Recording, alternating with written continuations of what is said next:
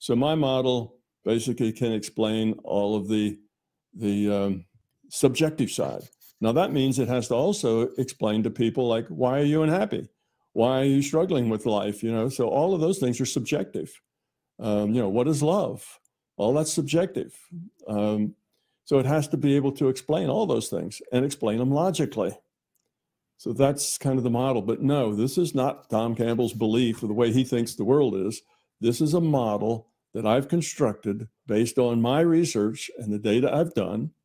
And it explains all of the physics. It explains all of the objective world better than the current physics does, because it explains quantum physics and relativity and solves a whole bunch of paradoxes. And it explains the subjective world better than we have now too. So it's just better science. And eventually this will become kind of well known, I think, and a dominant viewpoint of reality, because it just is better science. And given time, better science rises to the top. You know, it always does. Even if it takes, you know, a century to do that, it does. So this is not my belief. This is, you know, a model. Judge the model solely by what can it explain, and how many assumptions, you know, what kind of contrivances does it need to explain it. So you need to explain, like Einstein said, the point of all science is to explain as much as possible with as few assumptions as possible.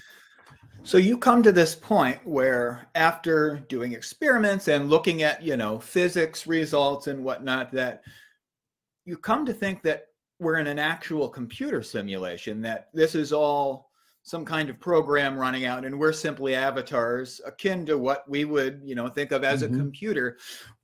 What specifically led you to think that this is a literal simulated reality, and how influential are the double slit experiment and the quantum eraser experiments? How do they play into your whole idea about the simulated reality? Okay, well, the logic went something like this: a realization that consciousness is an information system.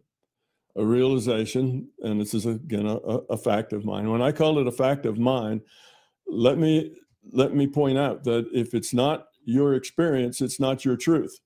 These things that I'm saying are my truths because they're based on my experience. And I don't expect them to be your truth or anybody else's truth unless you experience them. But you can experience them, and we can talk about that later. But in any case, so we have consciousness is an information system. Consciousness is fundamental. Those were two things that are my truths. If it's fundamental, that means everything else is derived thereof, you know, so it's the source. So then how does bricks and elephants and, you know, garbage trucks and all the material world, you know, how does all that stuff get derived out of consciousness? That's kind of a bizarre thing. Well, you also realize that consciousness not only is fundamental, but it is the fundamental substrate for everything.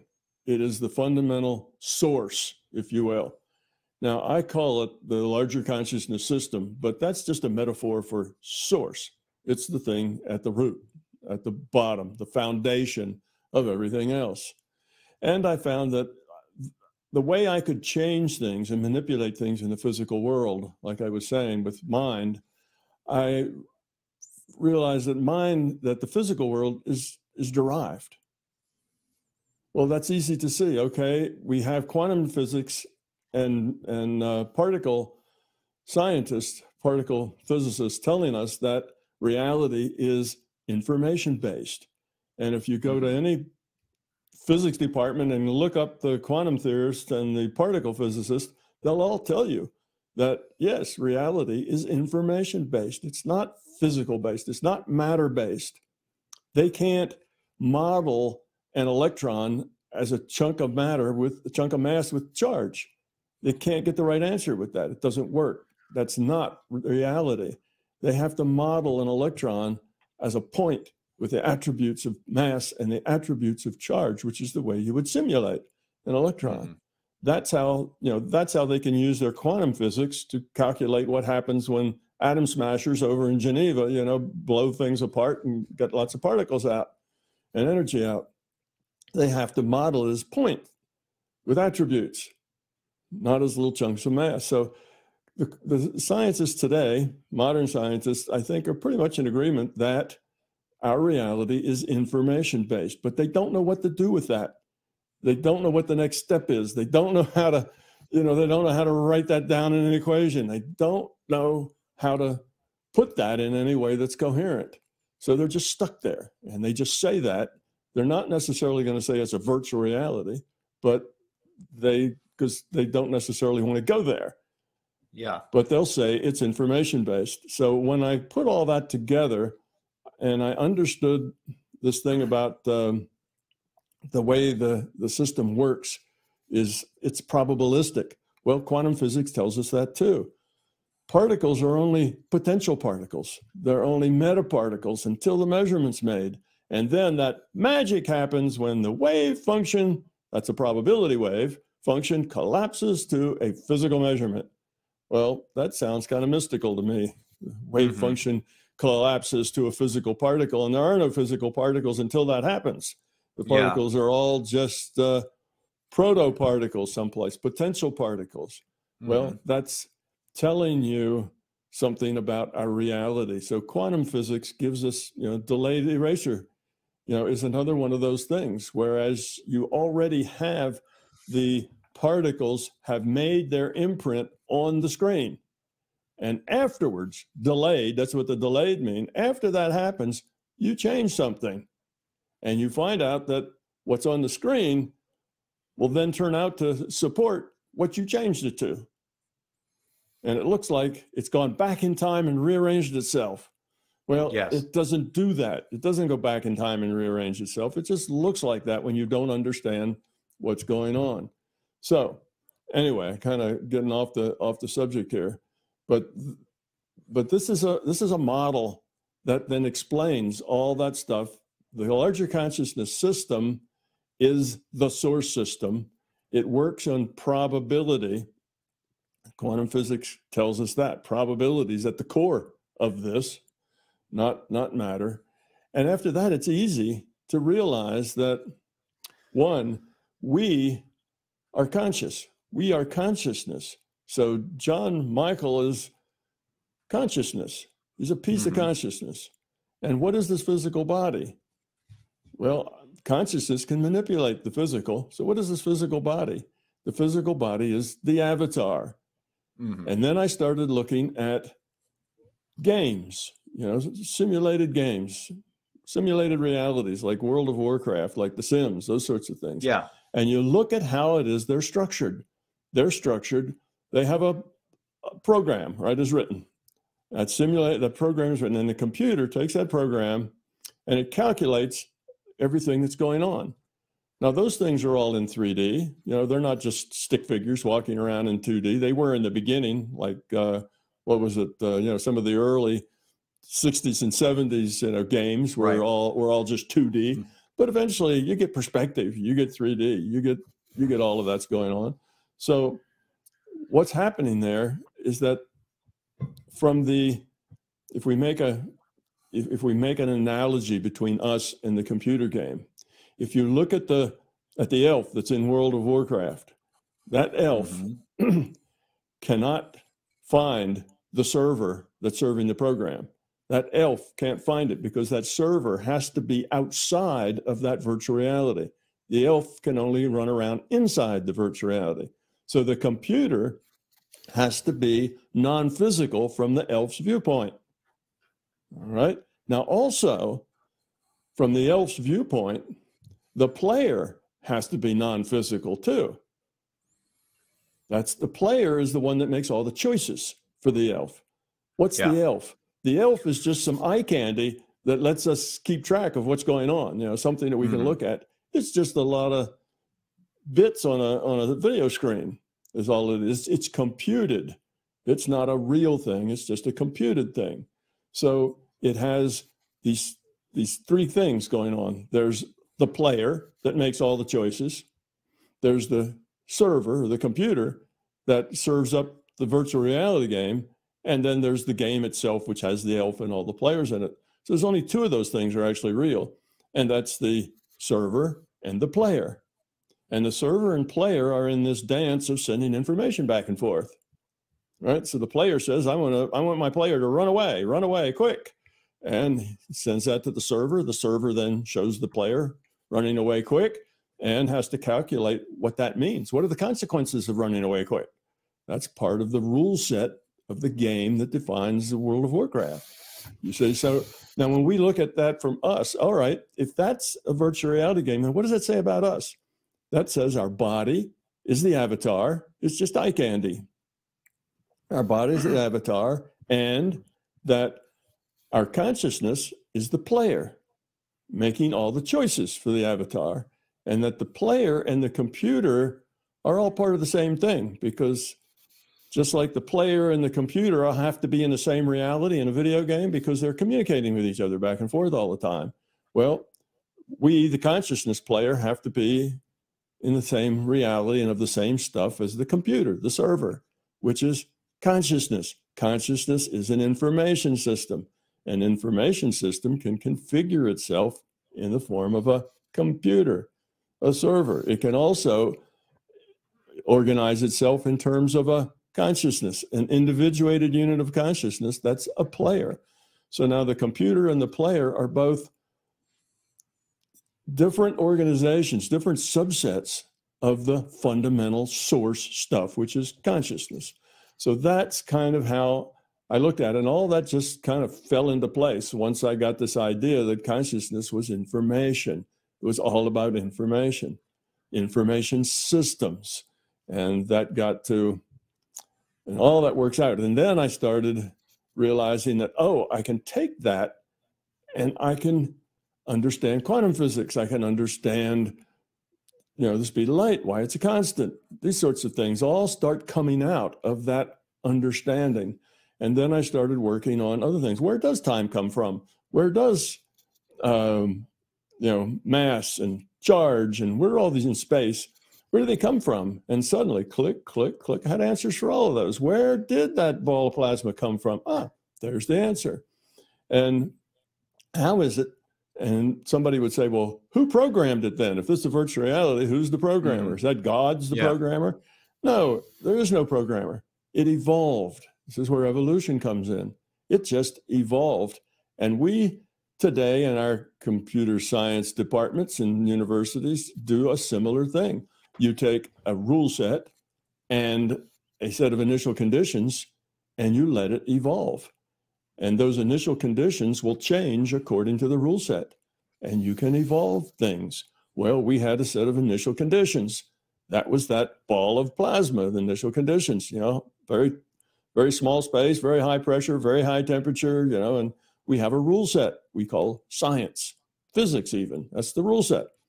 So you start with a ball of plasma, you come up with a rule set, and you push the run button, and you let that ball of plasma change according to the rule set. And it evolves into planets and stars and, the universe and yada, yada, and here we are. So we are this avatar. So it evolved us as avatars. It evolved our biology out of a rule set and a set of initial conditions. And that gave consciousness something that could play. Now the players had a game they could play in. And why was that important? Because the whole point of an information system is to create more and better information. And we can call that lowering its entropy. This is a very central core idea here. So you have an information system, and if let me go back just to ask one question about the Big Bang before we go into entropy. Okay. When it comes to that Big Bang, there were some inputs there that evolved over a long period of time. Right. I guess the obvious question for someone that doesn't know any better would be, where did those inputs come from? Right. Well, that's a good question, and that's one of those paradoxes that we have here in physics. In physics, we have this paradox. I think it's I'm not sure the proper name for it, but what it is that there are a set of constants that if the, kind of universal constants at the universe level, and if these constants were different, like gravitation is one of those constants. Yeah. So sure. If you have these constants, and if they change, even in the 9th or 10th decimal place, the whole universe wouldn't have evolved. It would have crashed and burned, go unstable. Everything has to be balanced. In a simulation like this, there's lots of things that just have to balance to end up with what we've got. So here we have this, I think it's the Anthromorphic Principle or something like that is what it's called. But anyway, so we have this set of constants. And if you changed any one of them in the 10th decimal place, the whole universe wouldn't exist. It would have become unstable and gone away. Well, how does that happen? Well, that's easy. Okay, Big Bang, take one. We've got a rule set. We've got initial conditions. It goes a little while and it crashes. All right, let's adjust. Let's turn that gravity down a little bit. Let's do this. Let's adjust that. Big Bang, take two. And you keep doing that over and over, maybe thousands of times, maybe hundreds of thousands of times, trial and error, until you have this system, the rule set and the initial conditions tuned to be stable over a very long period of time. That then tells us why we happen to have these constants all to many decimal places that are have to be so critically accurate. Why? Because they evolved to be that way. So there's one of those paradoxes solved. Could it be, though, that there really is a literal programmer outside of our reality, or do you think that is probably not likely the case? No, that's not likely the case. Programming is very, very time-consuming and very, what can we say, not very adaptable. It just is what it is. It's much better to have what's now called procedural programming. Like I think the first big one out of the gate on that was called No Man's Sky. Okay, where in No Man's Sky, they have quintillions of planets and critters and fauna and all this stuff. And it's all computed on the fly, right? If you're there, whatever you're looking at, it computes that. And as soon as you look away, it stops computing that.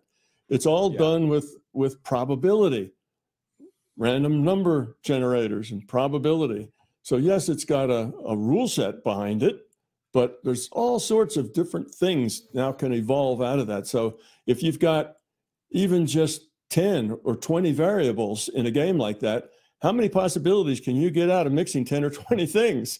Well, it's trillions, quadrillions. So the number of possibilities of way things can go together are tremendous. So that is the way our reality is. Our reality is only generated in as much as what we look at. When we don't look at it, we're not getting a data stream. Remember, we, the player, get a data stream from the server. And that data stream defines the reality that we see. All right. So right now I'm seeing a bookcase behind you, and I'm getting data stream, and my consciousness is getting a data stream from the server that shows me a bookcase behind you.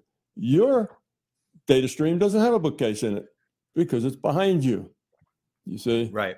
So right now, we think we have organs inside our body, that we need oxygen to breathe, that we have lungs, and we distribute, hemoglobin gets the oxygen, distributes it around to the cells, and so on. We think all that's, has to happen. It doesn't have to happen. Only when you have something that measures that oxygen, only when you look at it. In other words, the physical world is just the surface. So it doesn't have to what's it called, render. Doesn't have to render a heart or lungs or a brain or an optic nerve. All it has to render for us is what looks like, as if you had a brain, as if you had a heart and lungs. So it has to render that, just like the elf. The elf doesn't have lungs and a brain, but if that elf goes underwater and stays too long, it drowns. Why? Lack of oxygen. Well, how's that possible? That elf is just a figment. How does it die? Because it doesn't have enough oxygen. Well, it's just the way the rule set's written. Our rule set is a very complex rule set that we call science. We call physics. And it's allowed this physical reality to be here, but our physical reality is just rendered. Everything physical is a rendering. So we're a piece of consciousness getting a data stream from this server, this larger consciousness system that's a server, and we see it as this. Just like we see that World of Warcraft as this, you know, it's whatever we see it. There's rivers and rocks and trees and buildings and people, and the people speak to you and all of that, just like it is here. So you think that, well, you know, 20, 30 years ago, we would have said, wow, that's just too much. Computers can't be that fast. Well, now we say they can. There's lots of visuals out there in virtual reality games that are very, very realistic. And then if they put you on a platform that that bumps and moves and wiggles, and they put in smells and they put in things, you know, spray water and do liquids, you know, if you get the really, really highest tech stuff, it's really very hard to tell that from this, you know, the virtual from the not virtual. It's really hard. So all you need is a computer that's just about as good as our computers now. So, you know, we're talking about things that are basically billions of times faster and better than our computers are now. So the fact that it can do this is not impossible. Now, the fact that it is not a grounds up, you see, when people throw away the virtual reality possibility, they say it's just impossible. If you start with, you know, elementary particles, you know, you start with those, and then you take the quarks and you make, you know, particles out of them, and then you make atoms out of the particles, and then you make molecules out of the atoms. And if you go through that and you're saying, if you had to keep track of all of that, it's just too much. It's beyond the possibility. Computation. Yeah, the computation is impossible. Well, I agree with that. That's a ridiculous idea. It doesn't work that way. It works, you know, World of Warcraft doesn't that way. That elf isn't built up of molecules. That elf is just pixels on a screen lit up. And so are we, you see. Now, I have a question here. You know, it's interesting because you were talking about how realistic videos or games are becoming. I was looking at a video not long ago on YouTube, and I thought I was watching like a video game recording, and I looked a little closer and I realized that it was actually a real life event that was playing out. Yeah, you know, I've done that before. Yeah, my grandson was in my house and playing a basketball. He was watching this basketball game, and I'm walking and he's doing, and I say, well, who's playing? You know, and then, you know, I realize he's going click, click, click, click on his things, and I look at it again, and oh yeah, that's not an actual basketball game that's being played, right? But it looked like it. You know, now once you realize it and you study it a little bit, you can see little bits and details, but you know, those can be fixed with just more processor and more detail. So yes, it's hard to tell the difference sometimes.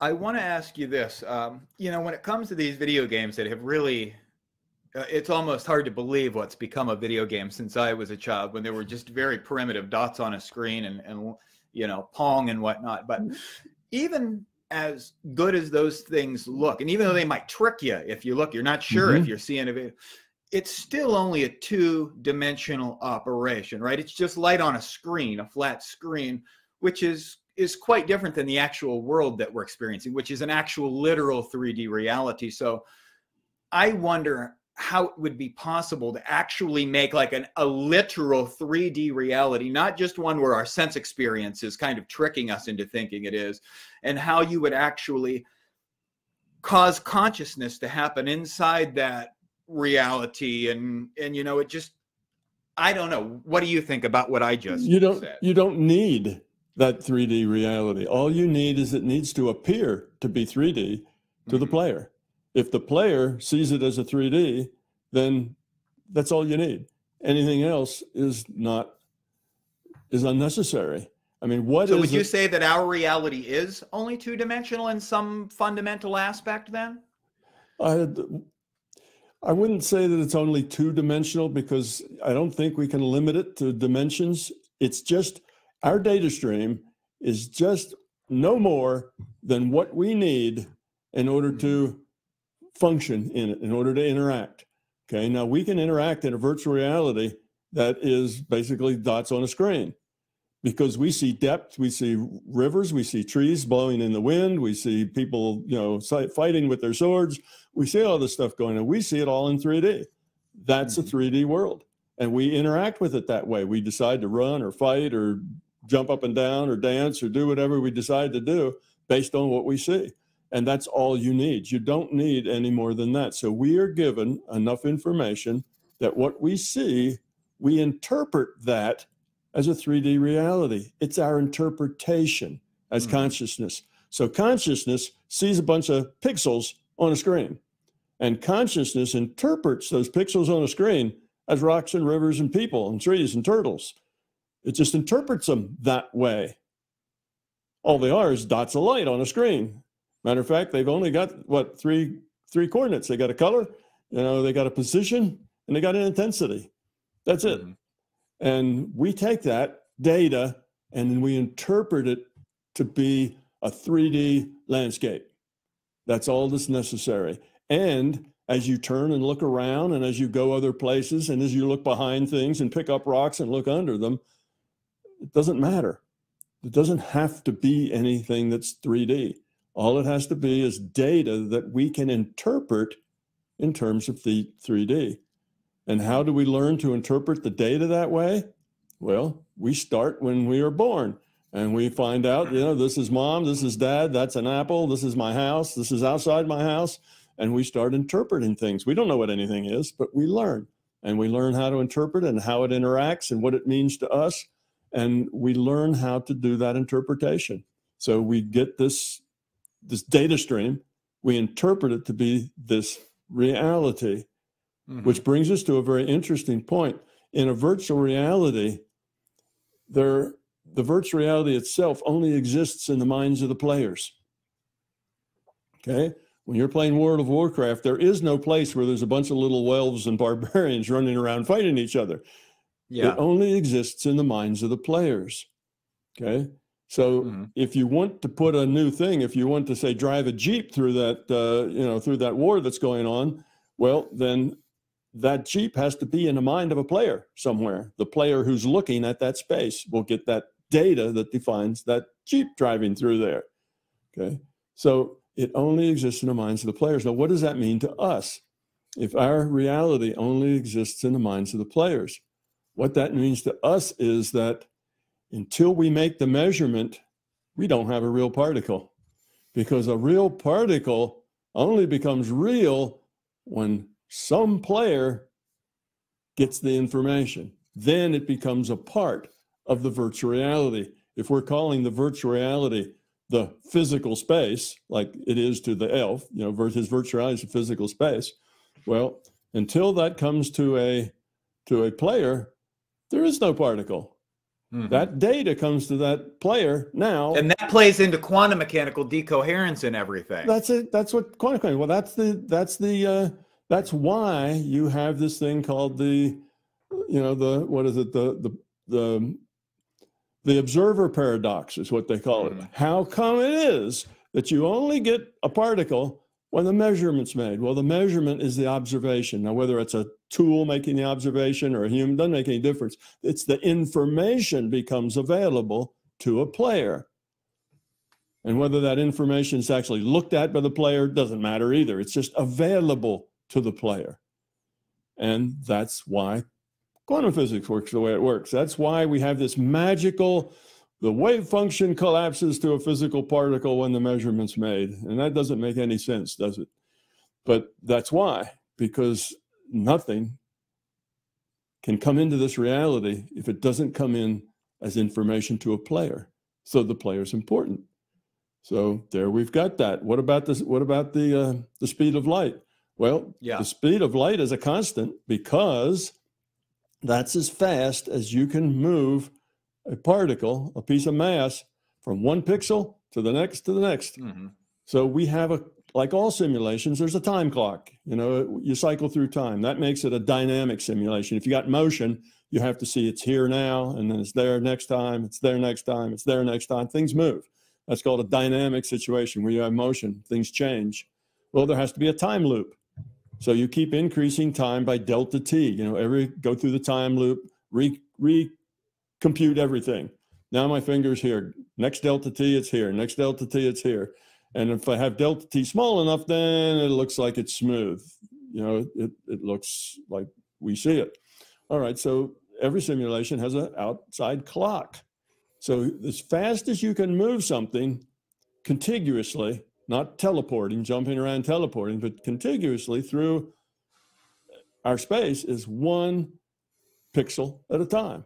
So when you move, here's this delta t, it's here. This delta t, it's the next pixel. Next delta t, it's the next pixel. You can't move any faster than that. Mm-hmm. To go faster, you'd have to skip pixels. Well, it's here. Now I'm going to jump at 10. Well, that's teleporting. And that's not the kind of virtual reality we have. We have things that move contiguously, at least appear to move contiguously through space.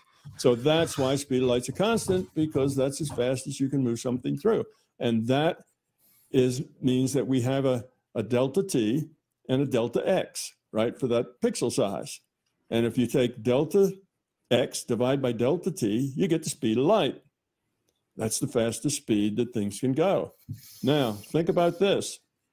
The delta t and delta x define the resolution of our virtual reality.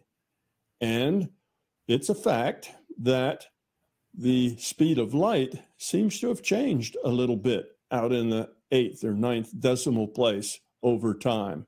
It gets just a tiny bigger. It gets just a tiny less. Now, not much, just way out there in that space. And that's another big paradox. How come? And this is not measurement error. It's changes that are bigger than the error of the measurement. So these are real changes in the speed of light.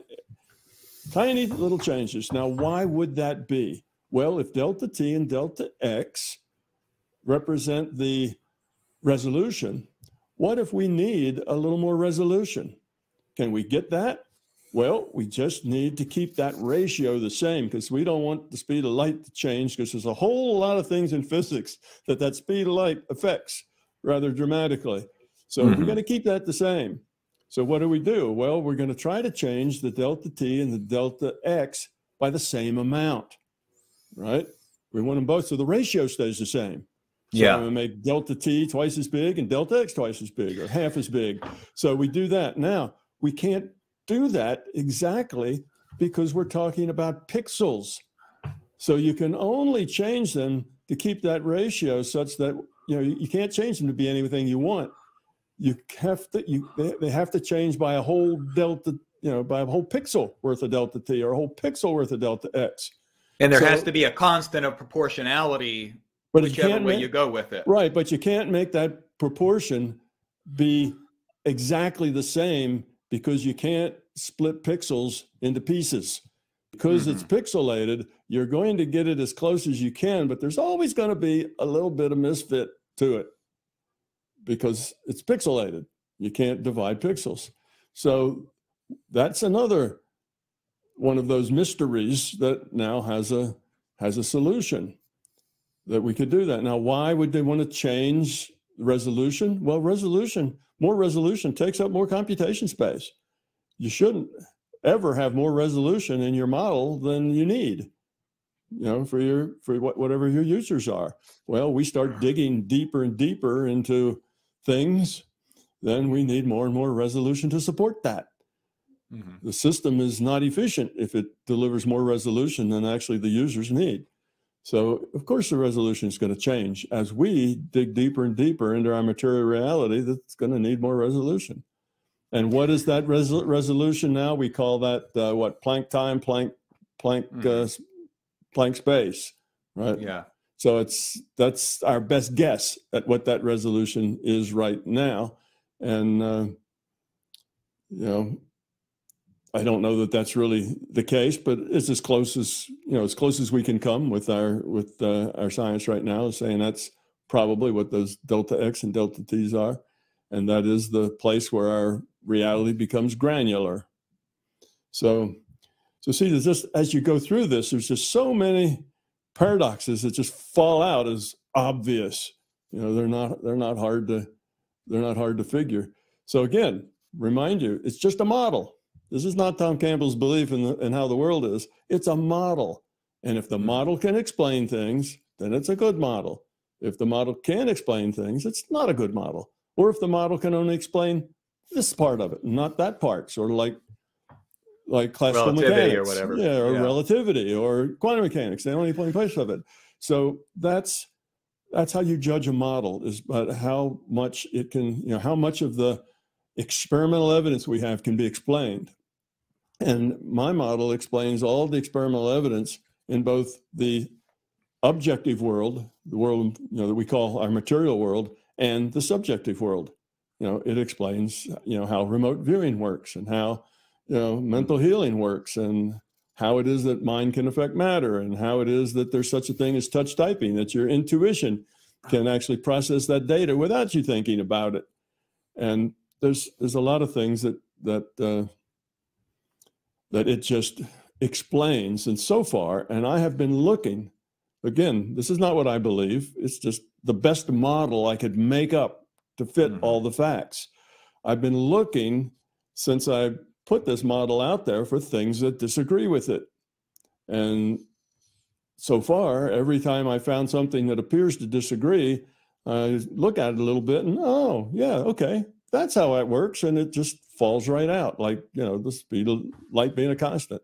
So that's the way it appears to work. Even chaos theory seems to fall out of the same, the same understanding.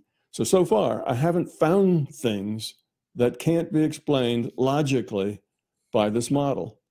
So that's why I say that it seems to be a good model. Now, do I believe that it'll always be able to explain everything? No, probably not. That would be pretty. What, hubris? Pretty arrogant to think that what is going to be true for all time. Goodness, there's lots of things we're going to discover, in the next decade, much less the next 100,000 years. It's hard to imagine how much our knowledge will increase by then. But I think it's a good model so far. It's a pretty good model, at least worth looking at. And if anybody finds something that isn't easily explainable with the model, then I'll be the very first one that wants to know about it. And maybe that means the model has to change, or maybe the model, isn't. You have to look at the logic of the model. So I don't see my model as the truth and as perfection. I just see it as fitting, a theory. I'm fitting data, and the more data it fits, then the better the model it is.